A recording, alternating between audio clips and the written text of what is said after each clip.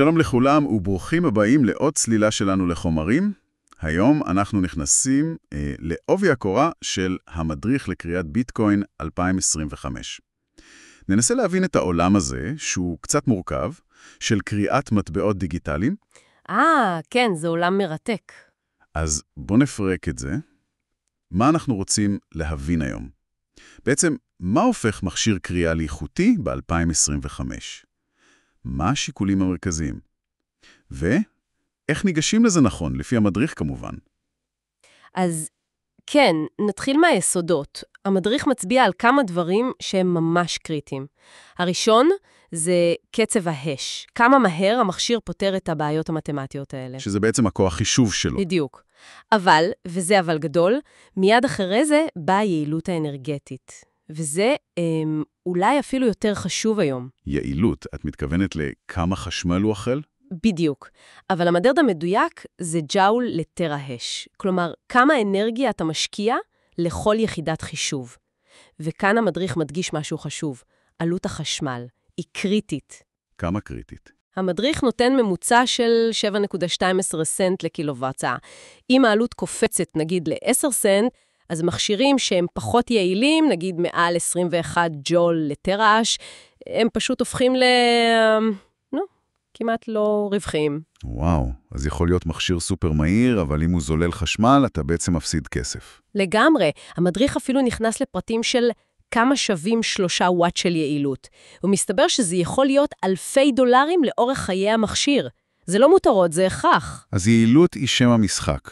וזה בטח קשור גם לקירור, אני מניח. מכונה יעילה פולטת פחות חום. נכון מאוד. היא מבזבזת פחות אנרגיה על חום. וזה מוביל אותנו לאפשרויות הקירור. שזה לא סתם העבר הקטן מהשוק, אני מניח. ממש לא, למכשירים הרציניים. אז יש קירור אוויר, שזה הסטנדרטי, הכי נגיש, ויש את השיטות המתקדמות יותר. קירור נוזלי, או אפילו טבילה בנוזל מיוחד. טבילה. זה נשמע רטוב. כן, זה קצת אקזוטי.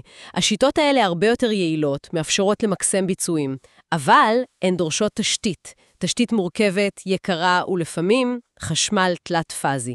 רגע, תלת פאזי.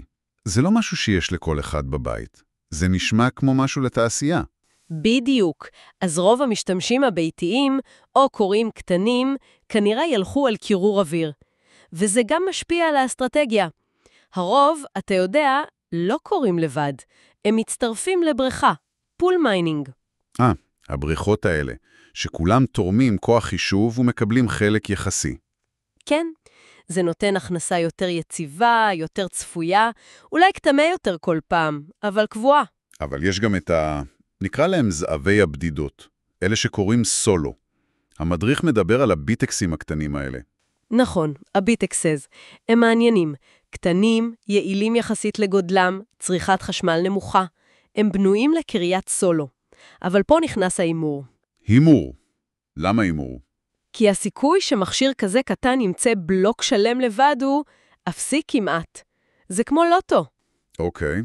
אז או שאתה זוכה בגדול, או שכלום. בדיוק. זה לא הכנסה קבועה כמו בבריכה. זה אימור על כל הקופה. והמדריך ממליץ על זה? הוא מציג את זה כאופציה, אבל מדגיש. לקנות את המקוריים האיכותיים מאירופה. להיזהר מחיקויים זולים. הבנתי. ומה עם המכשירים הכבדים, הסטנדרטיים יותר? אם מישהו מחפש מה שנקרא Best Bang for Buck ב-2025, לאן המדריך מכוון? הוא מזכיר כמה דגמים שנחשבים מובילים מבחינת שילוב של מהירות, יעילות, עלות, למשל הביט דיר סילמיינר A2, או T21 ו-S21 פלאס של ביטמיין, גם הדור האחרון של קיונן אבלון מוזכר. אלה נשמעים כמו שמות של חלליות כמעט. כן, הם מכשירים חזקים, אבל יש עוד שיקול חשוב מאוד שהמדריך מעלה. מה למשל? הרעש שהם עושים. גם, אבל לא רק. הנקודה היא מתי לקנות ומאיפה. האסטרטגיה החכמה היא לנסות להימנע מלקנות כשהשוק בטירוף, בבולרן. כשהמחיר של ביטקוין בשמיים וכולם רוצים לקנות מכשירים? בדיוק. אז המחירים של המכשירים עצמם מתנפחים בטירוף. עדיף לחכות לתקופות יותר רגועות, או אפילו ירידות בשוק, כדי להשיג מחירים טובים יותר. וחשוב לקנות מספק אמין. ספק אמין, מה זה אומר? מישהו שמחזיק מלאי אמיתי, לא רק מבטיח. המדריך מזכיר את Coin Mining Central כדוגמה. זה עוזר להימנע מהפתעות כמו עיכובים ארוכים במשלוח, או מיסים לא צפויים, וכמובן, לבדוק את היצרן עצמו. אוקיי, אז אם אני מסכם רגע, לבחור מכשיר קריאה זה לא סתם להשוות מפרטים. זה ממש חישוב כלכלי, שכולל עלות חשמל, תזמון שוק, אסטרטגיה של קריאה. כמעט מיני פרויקט. לגמרי. וזה גם מראה לנו משהו מעניין על התעשייה הזאת.